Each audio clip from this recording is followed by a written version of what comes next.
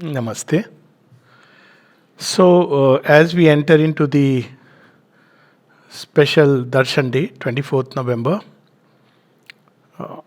most of us think about it as the day when Shri Krishna, his personality as an avatar, the avataric personality of Shri Krishna, fused with Sri Aurobindo. This is how it is most widespread known, and especially as Indians, Hindus, we are very happy about it. But actually, if we go through the writings, Sri Aurobindo did not give much importance to this event. Mother says when she went and told him, he simply nodded that he knew about it. That's it. She came to say something she had seen. And what she had seen was that Shri Krishna is fusing with Sri Aurobindo. When she went to talk to him about it, he was in his intense concentration, bringing down the supermind, but he himself did not give so much importance to it. So then, what else is the importance of this day? There are two other very important events that took place. One was that from after 15th August 1926, that is after Sri Aurobindo's birthday, the mother had automatically, spontaneously, guided by an inner urge, we may say so, she had started taking charge of the ashram. These are Sri Aurobindo's words. On her own, obviously she knew why she was doing. And when she started taking the charge of the ashram, her first urge was to bring down the highest for the children who were there. And she brought the children, brought the gods into the earth atmosphere. They began to manifest in many of the disciples, handful of disciples. They were not disciples also. They were people who had gathered around Sri Aurobindo. And they started having brilliant experiences of a very high kind.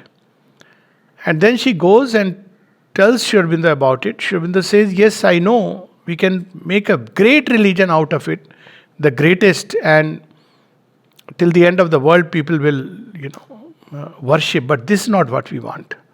It is an overmind creation, nothing short of the perfect perfection. That is the supermind where there is no possibility of any error. Creation of the gods is still subject to error because it stands on the borderline. It's not yet crossed into that complete truth consciousness. It's like the rays and not the sun itself in the language of the Vedic rishis. So the mother understood by her inner consciousness and she dissolved that entire overmind creation and started anew for the supramental work. Now what that is, what this means, we'll talk about it perhaps tomorrow in a Hindi talk. And the third event, which is equally significant, is that it is the day when the mother formally, she had already started taking charge of the disciples, but 24th November 1926 is the day when Sri Aurobindo completely withdrew from all outer activities. There were very few anyways. And the mother took direct charge of the disciples. So when someone asked Sri Aurobindo that there is a charm and poetry in the fact that the ashram doesn't have a foundation day. Still, I would like to know, if people may like to know, when is the foundation day or when was the ashram formed? Sri Aurobindo says that 24th November 1926 can be considered as the beginning of the ashram. At the same time, the mother says something very interesting. The ashram new year is actually 4th April 1910. That means 4th April. And the reason is Sri Aurobindo's coming, only after his coming that this possibility started. So we can talk a little bit about the Sri Aurobindo Ashram, and it's a mother's creation. So it's very difficult to talk about it, even to understand it. One of the best ways to understand the ashram is to live it, and for a long time don't try to understand it. And as you live and as the ashram grows into you and you grow into the ashram life, one begins to little bit understand. Because it's mother's srishti, it's not a human srishti.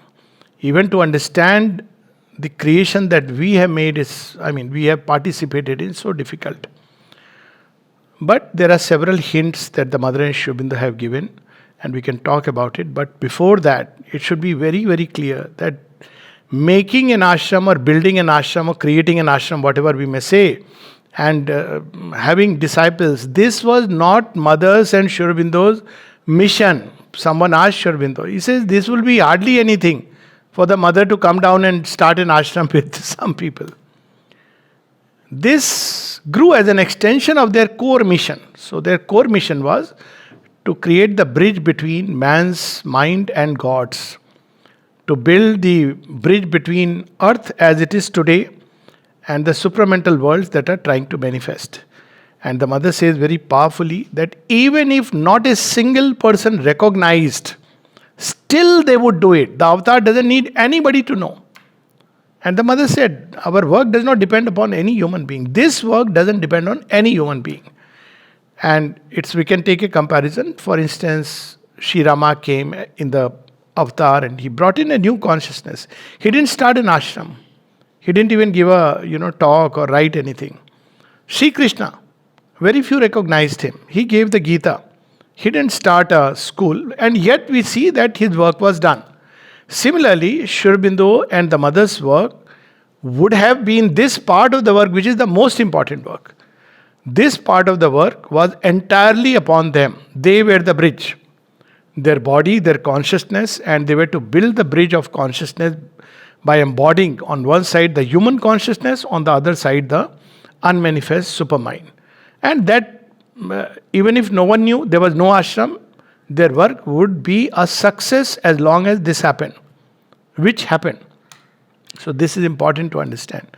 So then what was the need of an ashram? So like everything, it grew organically, if you use the modern term, or under the pressure of the divine will manifesting itself. There was no plan. There was no plan that, 24th November 1926, Sri Aurobindo said, I think we should start an ashram because there are quite a few people. Mother says that there was never at any moment any plan, and that's why it's difficult to understand the ashram.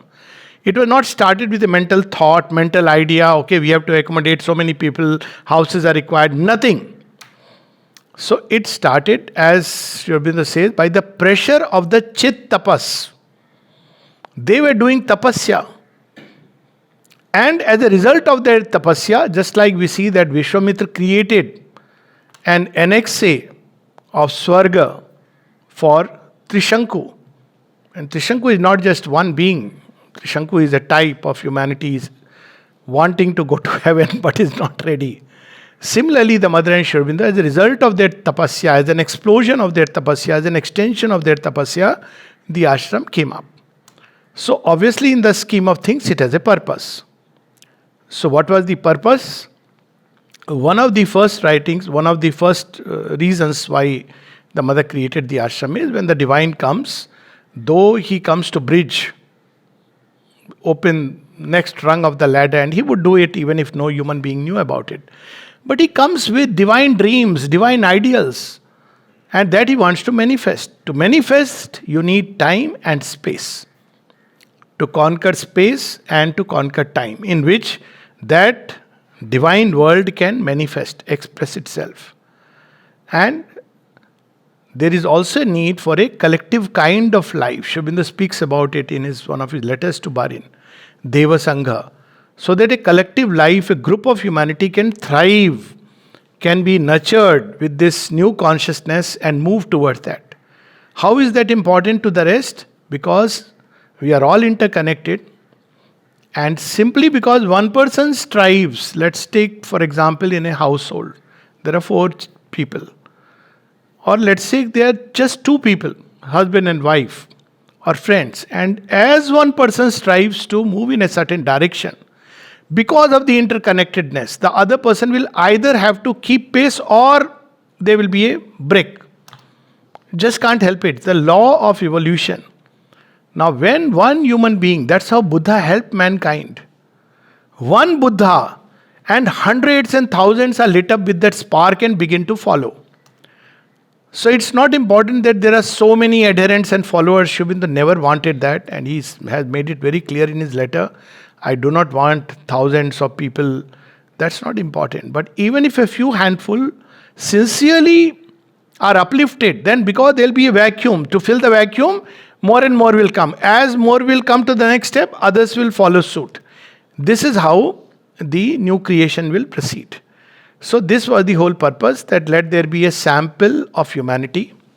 And there was a burden on this sample of humanity. These two came just as with Shri Krishna, certain Devatas and Devis came, even Asuras and Rakshasas came, because they are part of the grand scheme of things.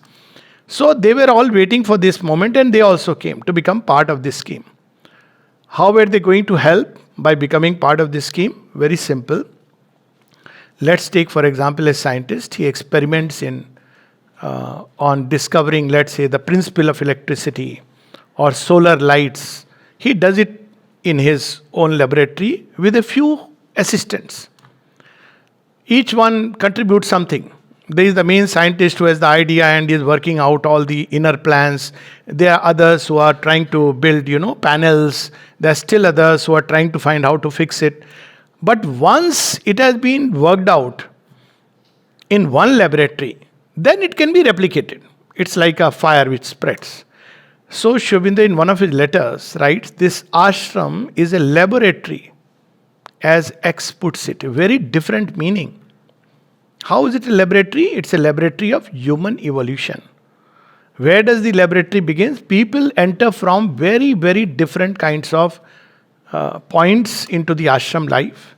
It was asked to Sri Aurobindo, I wish you had all people like Vivekananda into the ashram.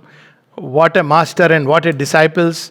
And Sri Aurobindo writes humorously, as to the disciples, I agree. But that was his way of saying. But your other question, that if I had disciples like Swami Vivekananda, it is very doubtful if they would even agree for this kind of venture, because it's very difficult. And if they agreed, it is very doubtful whether the ordinary humanity in them will not show up under the pressure of the transforming consciousness. So these were the ones who were representative humanity. So we'll see that certain letters, for example, of Dilip Kumar Roy or Nirodha or Hutadi, we'll identify, yes, this comes to me also, this my problem also. So they were representative samples of humanity. And if things could be worked out in them, they represented the resistance and the possibility. And if things could be worked out in their nature, it would automatically, through a morphogenetic resonance, if you want to use a scientific term, it would help many others who are going to come hereafter. That also answers the question, what is the ashram doing for humanity? Because we don't have hospitals where free medicines are distributed, because we want to somehow find a way through which we can heal without medicines. We are very far from it. Let's be humble. Many have not even woken up to this idea. We don't have a free school because we want to try out a new education way through which all education can become a self-unfolding of the divine within. We are very far, but the work is in progress. We want to discover new ways of structural engineering. Golkund is an example, which can become the yoga of the divine in the material world. We are very far from it, but at least we have a couple of examples. We want to discover new ways of music, new ways of art, new approaches to science towards solving human problems of food, of greed, of need, everything, of equality, of fraternity. And if it can be done here, of course, as I said, there is still a long distance. But once it is done here, it can become a prototype for others. Few things. Today the world cries for equality, fraternity, freedom. Everybody says this is the ultimate nara of mankind. It's not just a political slogan, it's a spiritual need. Now, how is it? Very beautifully it is there in the ashram life. It's so natural. One of the first things that struck me about the ashram is, all these three things which are dear to me also. I say, it is there. How there is freedom? Everybody is given maximum freedom. Minimum rules, mother's own words. Very few things are like not to do, and that too was subsequently because people kept asking. Because you can't create a new creation unless you try out different possibilities, experiments. It's an experimental thing. So, maximum freedom. You have the freedom to grow each in your own way. Not even a particular religious, ritualistic approaches or indoctrination on anyone. Nobody takes account how many have come for the meditation and next day notice. Nobody takes account what kind of dress you are wearing as long as it's a decent dress. Nobody, obviously if you move as a Naga sadhu, that's not acceptable. For deep public decency is also something. So, so nobody asks how you are in your room, what you are doing here. There is no CCTV camera watching over you. Nothing. Of course, if you become a public nuisance or you brush against the law, obviously the law of the land has to be respected. And if you become a public nuisance anywhere in the world, that's common sense. It's not freedom. Obviously, it doesn't mean that. But otherwise, there is maximum freedom. Nobody compels, nobody takes an attendance in the department. What time you came? Maybe once in a while somebody may tell you. When are you leaving? What were you doing? They may, they are always gossipers who may talk, but this is not the ashram ethos. She didn't build it like these were never encouraged. In fact, Mother said to gossip about what others are doing is unfaithfulness to the divine work. And this is not our task. So this is about freedom. Why that freedom works out here? Because there is a center to the freedom. And that center is the divine. Freedom doesn't mean that I'll do what I feel like, what I want to.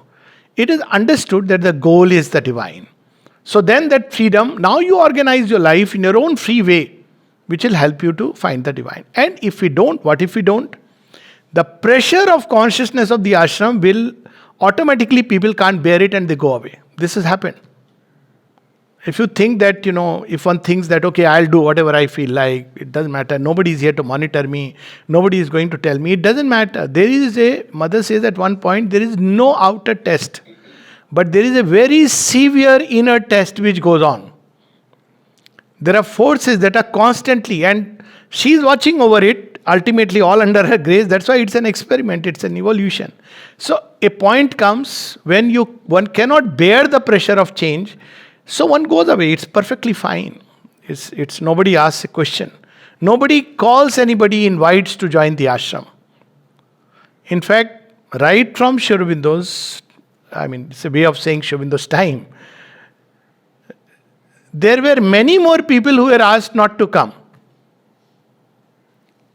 From 24th November 1926 till 1950, 5th December, there were hardly about 150 or 200 people who were accepted as ashram inmates.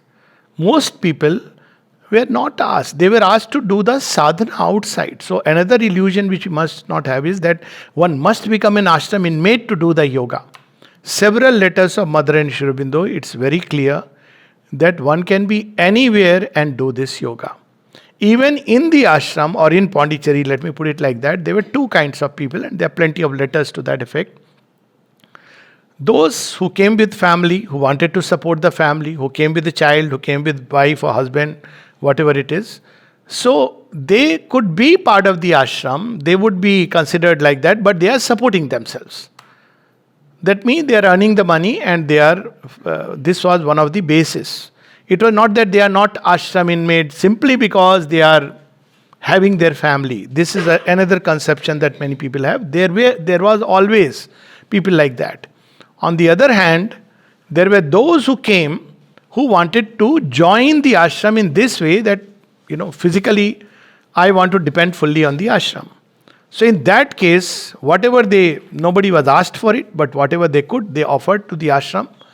And then they continued to remain as part of the ashram. Even now, you have something very similar. You have prosperity list and the non-prosperity list. So people are ashram inmates. Even there are people in Pondicherry who are earning their livelihood or who have earned their livelihood, who have family and children, but they are part of the ashram. They are offering their work. They are going to the samadhi like that. So, of course, changes in outer structure take place. So, this is the essence. And there are disciples outside. There is a letter of Sri Aurobindo who says there are very few who are called to live in the ashram. There are many more disciples outside than there are in the ashram. Because this place, the pressure is very intense. It's an unseen pressure. It's very difficult to understand. That's why when people would come to have some peace, the mother would say, there is that hill nearby, can go there. Because as we understand peace, a retired man's peace, every day I'll go sit at the samadhi, do some meditation, little bit work, and I'll be at peace. Here there is pressure for transformation. And this pressure is not at all visible. This pressure gets more and more when we begin to stay here. And as we begin to stay, live here, then that pressure, what does that pressure do? Brings out all that is hidden inside. It's like a catharsis, a cleansing, a pressure to change, and we are compelled to become sincere. If not, as I said, people part ways and they have the freedom to do that. So freedom, equality. We all dine together, and I won't use the word wine together, we all divine together. Yeah, wine, divine wine, we drink together. Nobody asks anybody. जात ना पूछो साधु की, पूछ लीजिए ज्ञान. यहाँ ज्ञान भी नहीं पूछा जाता. Your people sit together in the dining room. You'll never see which caste the person is from, whether person is Indian, European, nothing. Equality. Again, why this equality works out? Because it is based on centering around the divine. What is that bond which ties us? Not that I am an American or an Indian or European, but simply because I am a child of the mother and others are also devotees and children of the mother. And while I may have dislike and likes like any human difficulties and problems, but yet this is known that, okay, there is that deeper link which is always there. So equality. Everybody has equal opportunity. This, of course, is rightly speaking fraternity, but also equality. Everybody has equal opportunity. What is that equal opportunity? All the ashram facilities. Be it sports ground, swimming pool, tennis ground, music section, learning anything, art department, everything is available to everybody. Not just VIPs. In fact, if you behave like a VIP, there is a problem. Yesterday I went to sports ground to park my scooter. It's raining. I want to park in a place. No, sir, you cannot park. One lady out there. So I said, Amma, doctor ayya, something. Doctor, okay, but take the scooter away. No VIP. And it's so sweet. You feel so happy that yes, that ethos is still there. So there is no VIP culture. Okay, you'll see first time when I went with Yuman Bhai to Gloria, I didn't know he's a trustee. He just said, come. I sat with him. I saw a man in dhoti and wearing a banyan. By his side there was this fellow who was sitting. And I'm going with him. He's asked me a little bit, didn't speak much. He showed me Gloria, came back as if he was duty bound to do these things.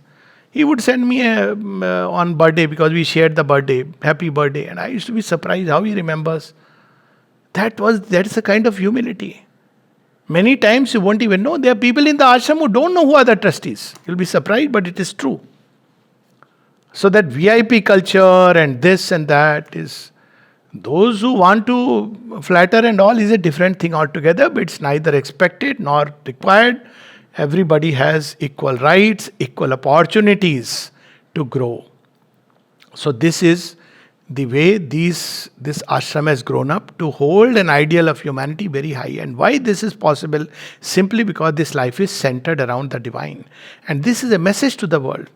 You can't have these ideals if you cherish limited identities. The only way mankind can realize these ideals is by centering oneself around the divine, by realizing the divine within. And that's why the mother speaks about a Gnostic community. Says you cannot have a Gnostic community till you realize the Gnostic being inside you. But that's a different subject altogether. So how did it all started? As I said, by a pressure of consciousness. And through this ashram life, the mother has planted a dream upon earth. As I said, their work did not depend upon it. All this is now add-on. It's like when mama makes a nice dish, everybody is mama. You have many other side dishes, desserts. But the main dish is what she has made for you. So that dish is the supramental creation, the bridge that is given to man now. Even if there was no ashram, even if there was no other event, mankind will evolve into the supramental being. This is destined. But then there are add-ons. After all, divine has come. No, he is not happy only giving us. Okay, there is the bridge because थोड़ा उनकी भी तो मर्यादा है. So he said, okay, I'll create a space. This is one of the gifts of Sri Aurobindo and the mother to mankind. You can do the sadhana everywhere, but come here, you will have better opportunities. So people go to companies to see for opportunity. So what is the opportunity here? The mother describes it in one of her passages, a dream, which nowadays you see, Aurobindo, it is being distributed, a dream, but it was originally written before the Aurobindo was formed. She writes, and this is how the ashram life can be best described. There should be somewhere on earth a place which no nation could claim as its own, where all human beings of goodwill who have a sincere aspiration could live freely as citizens of the world and obey one single authority, that of the supreme truth. A place of peace, concord and harmony, where all the fighting instincts of man would be used exclusively to conquer the causes of his sufferings and miseries. We are experimental beings who are trying to work it out. How far one succeeds, that's only the Divine Mother knows. But this is what the ashram is meant for. So there are people who need to fight the outer war, definitely. But there are people who have to take the much greater and more challenging inner fight. Not all are ready for that. So this is the inner war. A place where the needs of the spirit and the concern for progress which take precedence over the satisfaction of desires and passion. We have everything that we need for. We have a room, nice, clean, hygienic food, exercise, gym, studies. If you want to develop, learn languages, learn music, art, everything, dance, different things. But if one says, I want, that letter of Sahanadi, what? I want to have lobsters, fishes. She writes to Sri Aurobindo. All these things. See what a free relation they had with the master. You know what? I want to have lobsters, fishes, crabs. I want to eat. Sri Aurobindo writes, eat your desire. So, sense of humor. So it's not pleasure and comfort. But everything that one needs is there because now you are provided. Mother says that several times she met people in her life who would say, how can we pursue a spiritual life because we are so bogged down with our outer needs. So mother used to think that when time comes, if I get an opportunity, I'll create a space like that. And she says, somewhere around what is known as the middle age, or middle of one's life, I had the opportunity. And so I created a space where people need not worry about livelihood, about a place to stay. This is the true communism, not that barrel of a gun. So this is the communism which is the divine communism, whose example the ashram is. But she says that I've seen that it doesn't work out. So this, of course, marks to us, not very flattering marks. But she says it's okay. It's for the divine. These are things which she says, nevertheless, it says people are called. How many can sustain the pressure? She allowed that big leeway because she knew that this is a very difficult task. And as I said, this is one of the creations. Equally, Auroville, society, they are one of the creations. Even if none of them was there, their work will be done. Only they are trying to make it easier for all of us. There are people who have this need and they are bogged down by outer situations. Children would be able to grow and develop integrally without losing contact with their souls. Education would be given not for passing examinations or obtaining certificates and posts, but to enrich existing faculties and bring forth new ones. In this place, titles and positions would be replaced by opportunities to serve and organize. The more you are ready for serving, the more work is given to you. It automatically comes. So it's not based on title. What am I going to? Can I put your symbol? Some people, mother symbol now part of the ashram in visiting card. No. Leave your visiting card. Or if you want to keep your visiting card, keep the only visiting card is going inside. There the visiting card is Ma. And you can't fool there. Those fellows know. So the bodily needs of each one would be equally provided for. There are no like big houses given to those who are ministers or anything like that. There is an equal opportunity, equal facility. And intellectual, moral, and spiritual superiority would be expressed in the general organization not by an increase in the pleasures and powers of life, but by increased duties and responsibilities on our own. Nobody gives a charter of duties. You don't get a job description. Nothing. Beauty in all its artistic forms. So it's a very different ashram like any other. Every aspect of life, every field is there. Beauty in all its artistic forms, painting, sculpture, music, literature, would be equally accessible to all.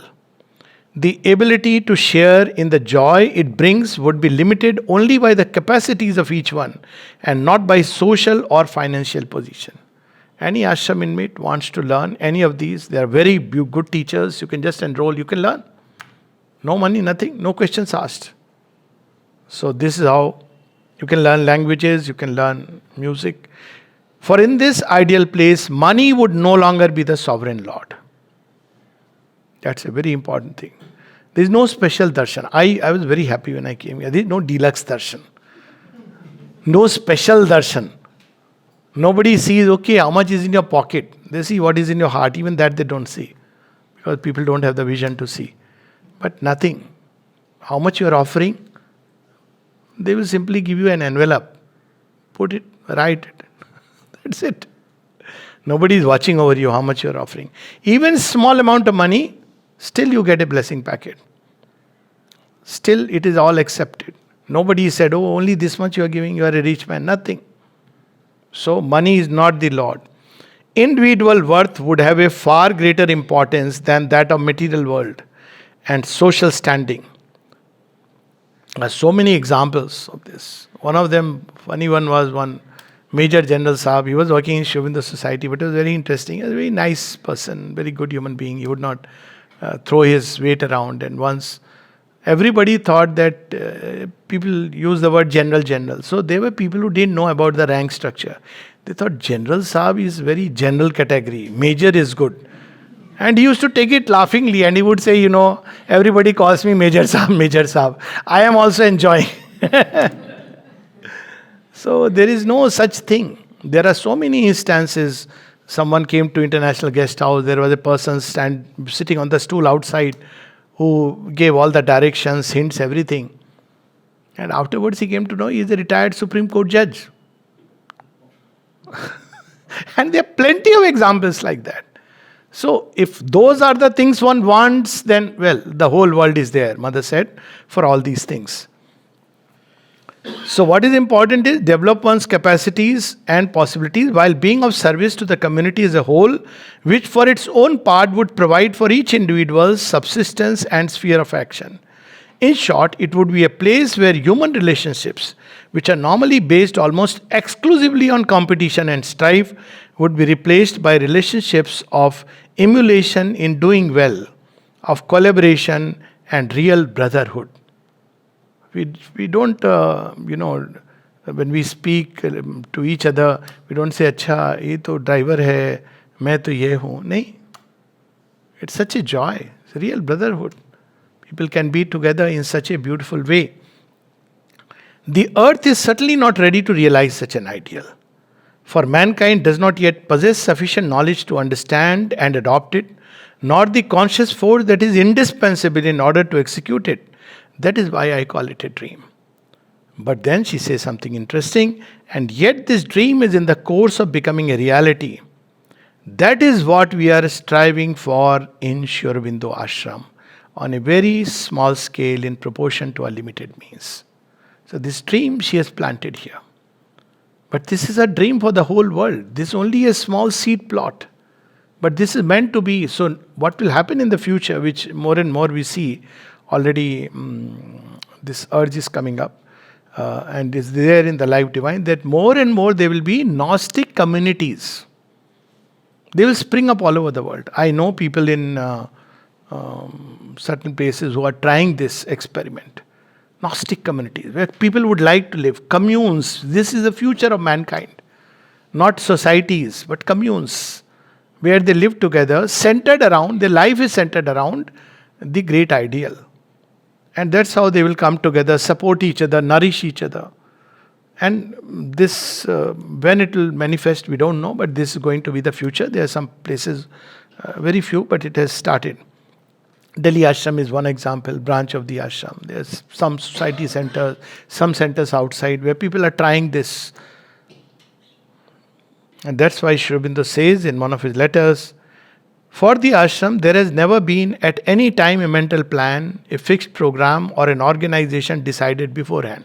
So all those people who say, this should have been like this, that should have been like that. No, sir. It is the way it should be, because we think mentally, what do we think? We think this would facilitate. I'll give just one example to explain. So when we go into the ashram, we see some very interesting things. One of them is that there are all kinds of these structures, boulders, which has come up to support the tree. Standard practice is cut the tree, make a nice space. Mother would never agree to that. And some people said, people have little space to go around. Sometimes you feel, why do you need to go around? What's so special about going around? Go around them, center them, and go around them in your being. Who prevents us from making all our activities centered around the divine? Then there was another place where, the ceiling was a little low when people entered. It's reminded me of the story of Nal Damayanti, where Damayanti says, if somebody can cross the low ceiling, that means he is Nala. Very symbolic thing. Humility. So somebody said we should change this. No, it's very correct. It will teach people humility. To bow down. There was another where people were asked, this person he keeps talking ill about the ashram. Why have you kept him here? He said, that's a very good thing. It's a test for people's sincerity. Everybody has a place. He's doing his self-appointed task. Imagine what a job. The person is making people sincere. Big task. By only doing complaining and grumbling. That if still people stay on, that means they are genuine about the yoga. How this has developed, and every time a problem comes, the only way is by the adjustments of consciousness that the Mother and Sri Aurobindo are doing all the time. And that's why she says, the whole thing has taken birth, grown and developed as a living being by movement of consciousness. How we grow organically. Every parent wants to plan their child's life, and every parent learns that it cannot be done, but they learn it by the time the child has his own children, who believes in the error of the parent that I'll plan my child's life. Isn't it? But life doesn't follow that. It grows organically through many unseen, unforeseen events, circumstances, everything. So this is how, what they do is by the pressure of consciousness, things emerge. Who could have ever imagined? And that's how the divine act, that before the Mahabharata war, this hero of heroes will suddenly start shivering. No, I can't kill them. Who could have imagined that Arjun, who is the uncontested hero, warrior of the Mahabharata, always he has proved his merit, suddenly will do this? So, there are many things which take place in life, in creation. Divine action is like that. So that's how it is. By the pressure of movement of consciousness, chit, tapas, constantly maintained, increased and fortified. And that's why the Mother says that it is not that a movement of creation was started and then stopped and then again started. Constantly the consciousness is recreating. So to say, continues its creation. It is not a thing which has been done and which grows out of what has been done. So it is not like mental, you have a problem, okay, I'll give you a solution. It is the pressure of consciousness that brought out, and is the pressure of consciousness that is going to resolve it. There are no mental ways and mental answers. So which is something remarkable, which one has to live, and then, one experiences it. So, But then what is this place? Very beautifully. Many people say that, okay, that was then, what about now? So there is one of the things in this place, Sri Aurobindo has used the word place of central influence. The mother has said so much about Samadhi. So one way to look at it as the ashram is like an institution. That is the least important way, because institution is an outer body.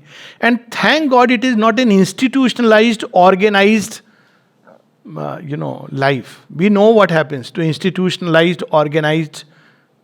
They are religions. Mother said, we don't want to create a new religion where there will be a pope. He will decide what time everybody will come, how many times one will sit facing east or west and praying, lifting hands or putting them on the knees. No. You're left free. You go to the ashram, you do go to the samadhi at your own time. You don't go. It's up to you. It's each one's journey. So there is nothing which is outwardly institutionalized, which is something. So it's not an institution the way we understand. The institution is there meant to manage the material things because it has to be in somebody's name. But it is the mother and Sri Aurobindo's taposthali. It is their tapasya, their stamp, which is on this air, of course the samadhi is the central place where it emanates. Their rooms, their places where they have gone. At one place, Sri Aurobindo says, what do you mean by the ashram in this building? Every room of every disciple is the ashram building. And later on they said, Mother said, wherever there are disciples who are connected through Sri Aurobindo's teachings. So it's all, there is an inner ashram which is different from the outer. Outer ashram is in material time and space, but there is an inner extension of the ashram. There are people in the inner ashram and their houses are ashram houses. This mother has spoken about it, Sri Aurobindo has spoken about it, and I have traveling to countless places outside. I have experienced that this room is, or this house is just like an ashram house. There is no difference. So there is an inner dimension of the ashram which we don't know behind the outer. I mean, one can know if one begins to live within. And the core is the mother and Sri Aurobindo, their ever-living presence. It's not their material presence. It's a work they have undertaken. They don't abandon and say, okay, now we are going, bye-bye. It is we who say bye-bye by constantly saying 5th December 1950, 17th November 1973. They have never said bye-bye. To those who connect with them, they respond just like before. In fact, better. Mother says for Sri Aurobindo, he is much more accessible now after 1950 because he is now readily accessible. You go to the samadhi, there are 20 people sitting there, everybody's prayers. You don't have to write a letter and get an answer. These are mother's words. He answers to all of us simultaneously. And answer is, as I said, the movement of consciousness. So it is not necessarily a mental answer, though even that can be given. So this is how, or it can be translated in our minds as a kind of answer. So this is how the ashram has been. So Mother says another thing about the ashram. People say, when the supramental force manifests, we shall know it quite well. It will be seen, not necessarily. Mother's words. They will not feel it any more than those people of little sensitivity who may pass through this place, even live here, without feeling that the atmosphere is different from elsewhere. So living here is no guarantee. Living is the guarantee. Not living here, but living. That is the guarantee. Who among you feels it is such a precise way, in such a precise way as is to be able to affirm it? You may feel in your heart, in your thought, that it is not the same, but it is rather vague, isn't it? But to have this precise perception, and then the mother says when she came from Japan and she felt Sri Aurobindo's atmosphere 10 miles away. And then again she says when she went, as soon as she goes beyond the lake, so she says that my atmosphere is spread around up till the lake estate. She says I had the contrary experience also. And therefore, well, those who are sensitive in their physical consciousness ought to feel that quite concretely. And I can assure you that the area we call the ashram has a condensation of force which is not at all the same as that of the town, and still less that of the countryside. And I think all sensitive people feel it, and that's why they come. So there are many people who say, what is the point of going now to the ashram? Very much the point. Because there is something available here. People come here from God knows. I mean, I know one story which Hasubhai was narrating to me. His house where we are having these satsangs. So he was saying that once he came for a very short while from the US to Surat, and he had just about half a day, and he asked Ushaben was here that I'm thinking, should I come or not? I have very little time. She said, even if you get half an hour to sit at the samadhi, you come, it's worth it. And he comes, he was sharing this. And it's worth it. It's not about how much time, because there is something there, and this is simply because it's their taposthali. But provided don't mix too much with human beings and their human atmosphere, because there are two atmospheres in the ashram. Sri Aurobindo says that if you mix, because all human beings are products in the making. You know, when Durga Pratima is in the making, you can't treat it like Durga, because it is yet not. It is yet in the making. So, of course, there are all kinds of people in different stages of evolution. There are some very evolved people. But best is come for the ashram. Spend time at the samadhi, the playground, participate in ashram activities. Take a stroll on the beach. Sit quietly, read. Library house is there. There are, of course, satsangs. There are things like that. And that's wonderful. Collective meditations are there. So, this will always remain. Nalnida says, as long as there is one person having faith, its importance will remain. It's not a place which is started on this date and closed on that date. It's meant to be a hub in time and space to receive and transmit the supramental force with all its intensity. Now it's working everywhere. This is what the mother said. Now it is working everywhere, and yet it is the place where its intensity is maximum. So this is the whole idea. So I ask you, this kind of condensation of force which gives you quite a special vibration of consciousness, who is there that is really conscious of it? Many among you feel it vaguely. I know even people from outside feel it vaguely. They go around, they say, nice. We felt very nice. That's okay. Feel it vaguely. But the precise consciousness, the scientific consciousness which could give you the exact measure of it, who has that? And that it changes everything. Do you understand? So it's a condensation of their force, their consciousness, which is everywhere. But here it's concentrated. Ghanatva, that's how one has to look at it. And then she explains something very interesting in one of her visions, where she experiences, the mother describes her own Vishwa-Virat body. And she describes, gives goosebumps when you read that full description. I'll just read a little bit. And I saw the ashram quite clearly. She sees a dazzling white, that luminous body, and in which several things are happening. It was clearly special, the ashram, made for special reason. But whereas I seemed to have an immense body that was very small, the ashram. Where was it located? She describes where it is located. Located from the navel to the right side where the appendix is. That is the area. She draws a diagram. And she says it's a special formation. She describes there is a purple light surrounding that formation where various kinds of her lights are penetrating and leaving and doing a work. This is special purpose. But to believe that her work is limited to the ashram is a folly. In that Vishwa-Virat body, it occupies a place, a special place, but a small place. Her work is going on everywhere, and who knows beyond this planet. There are certain statements of the mother and Sri Aurobindo very passingly. For example, Sri Aurobindo casually writes in Records of Yoga, the previous theatre of evolution was Mars, and who knows, the next may be Venus.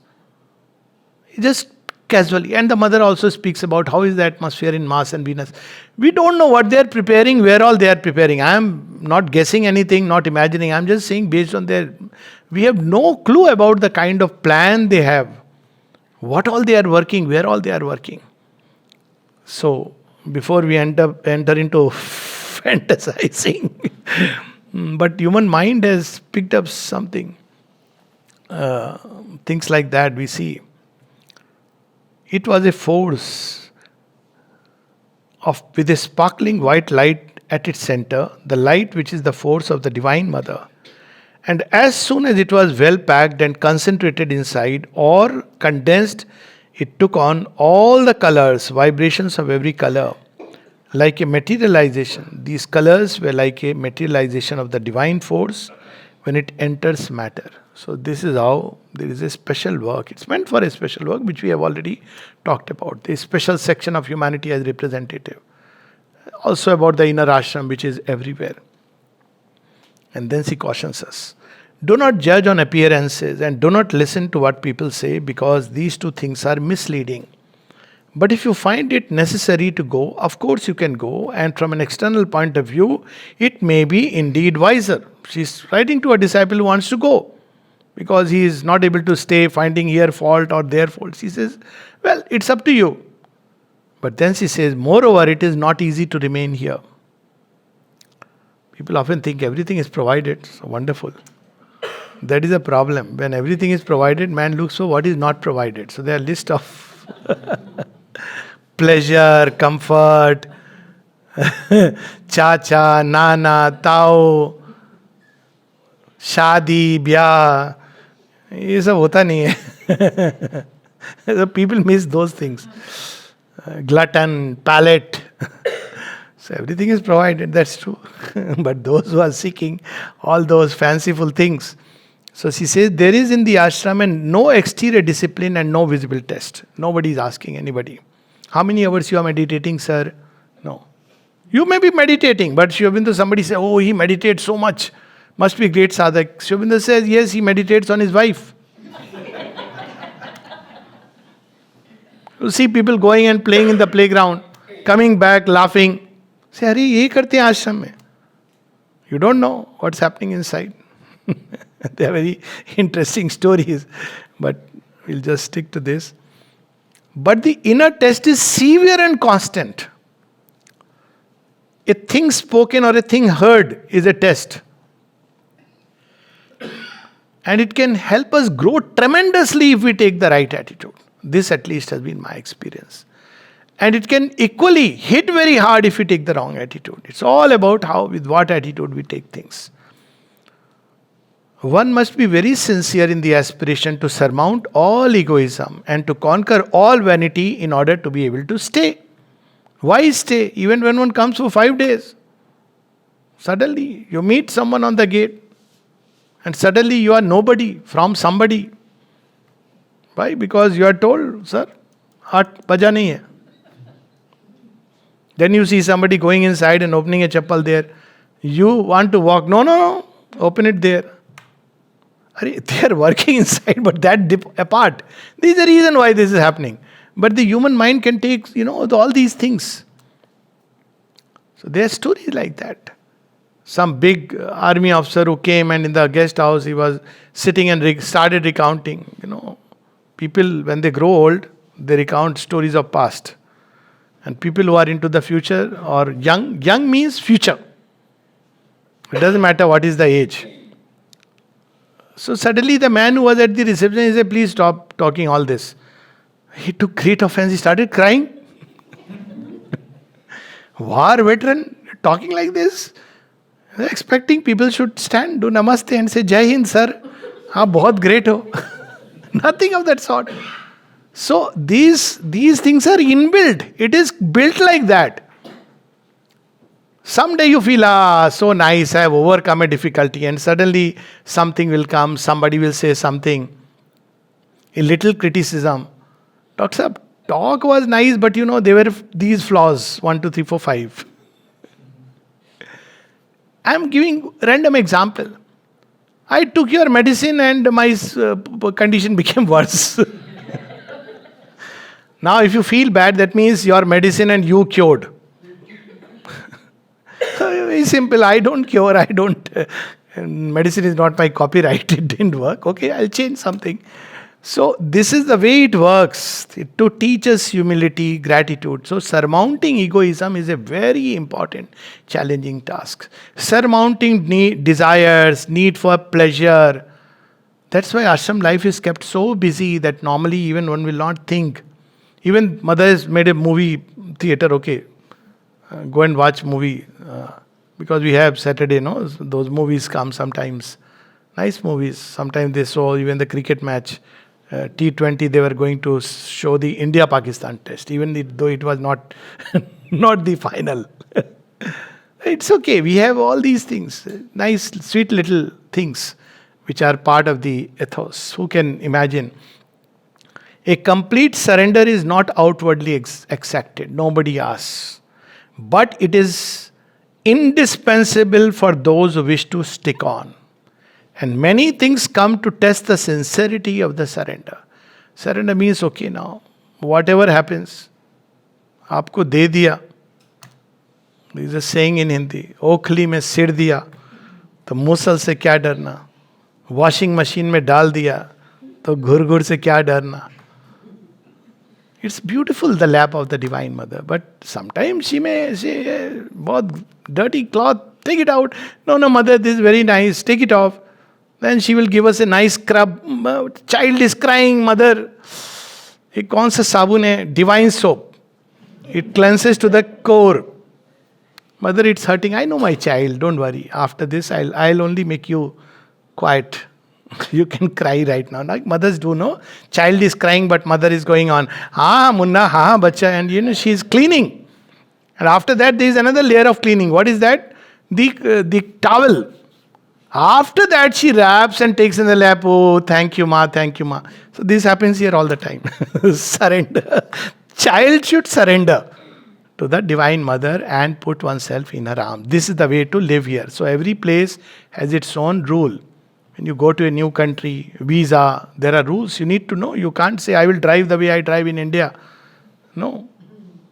पहले तो which side of the car, this takes time. After so many years, I still get confused, right or left. Because you are used to a certain pattern. So here, we are used to those patterns. You share things with your friend, with this or that, God knows how many.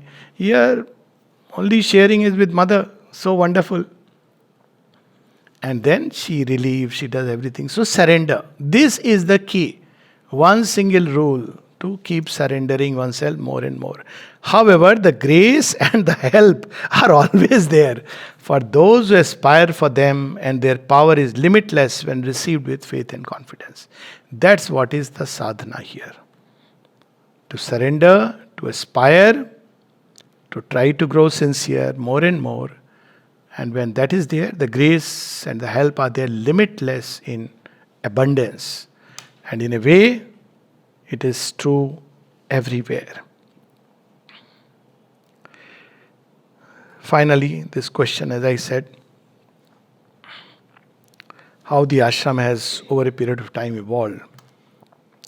For a very long time, the ashram was only a gathering of individuals, each one representing something. So as I spoke about the representative natures, each one had one possibility, one difficulty. And that's how you see how these letters cover the entire range of humanity. Very surprising. If you read all the letters, you will connect here and there. This applies to me, this applies to me. Because the entire range of humanity, this is the occult arrangement, how they called people, and through them they have answered all the queries. Each one representing something, but as an individual and without any collective organization. So though it seems like a collectivity, it was not a collectivity. They were like separate pawns on a chessboard, united only in appearance, or rather by the purely superficial fact of living together in the same place and having a few habits in common. Not even very many, only a few. Each one progressed or didn't progress according to his own capacity and with a minimum of relations with others. So, in accordance with the value of the individuals constituting this odd assemblage, one could say that there was a general value, but a very nebulous one and with no collective reality. That lasted for a long time, very long time, very long. And it is only quite recently that the need for a collective reality began to appear. Now this is 1957. So after 29th February 1956, this seed plot started extending. Because the purpose for which it was formed like a closed relatively closed community. That began to change even when the children came. So over a period of time, the ashram has changed many times over. When children came, it changed.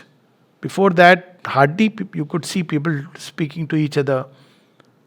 As he's saying, each one was an individual. Then the children came. They brought it completely new thing. Then after the supermind, the center of education started, and then the supramental manifestation. So many things began to change. So the outer organization has changed, but also something inwardly has changed.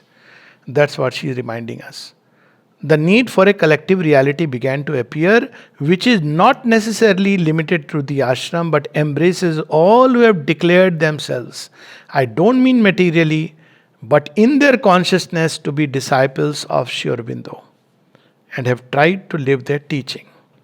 So now this is a new thing which has taken place. Now all of us, wherever we may be, who inwardly believe that we are disciples of Sri Aurobindo and want to live their teachings, are all connected. So now what happens in one of us gets translated in everyone. And so on and so forth. And this has impacted the ashram life in a certain way, because all that closed, concentrated life, many old timers used to say, oh my God, now there are so many people coming, they couldn't understand. But actually, this is important because now the general condition is going to rise up. So I used to tell some of these old timers, please go outside and see what's happening outside. There's so many places, so many people who are inwardly so beautifully progressing. Precisely because now the collectivity is not just limited to the ashram life. Anyways, that collectivity was hardly true collectivity, because true collectivity is not based on anything external. That's how the mother describes. It's based on the inner adhesion. So wherever there are people who are turned towards Mother and Sri Aurobindo, and this has come in 2-3 places, I've just picked up one of the passages, who are open to them, have declared in their consciousness, they don't have to tell anybody outwardly, that they are disciples of Sri Aurobindo and the Mother, and who are trying to live their teaching. Now we are all together, and this is what creates the inner ashram. So there is the inner ashram in which many of us are there. Who is there, who is not there, Mother knows. And there are people in the outer ashram who may not be part of the inner ashram. This too she has said. The people who are outside who may be part of the inner ashram, and they come together, mix together, meet together. Sangachatvam, Sangvadatvam, Sango Manasi. And eventually, till all earth will become a single plan. So this is the Sri Aurobindo Ashram, so much more. So its relevance as the hub, its relevance is not in the past. Ashram is never an institution of the past. The outer things will change.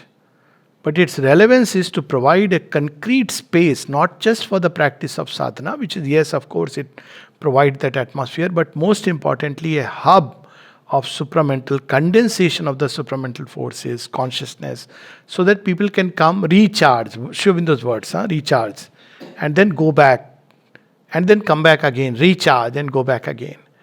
And to those who are devotees, who love the Mother and Sri Aurobindo, where else they will go to receive the concrete stamp of the Mother and Sri Aurobindo's physical touch.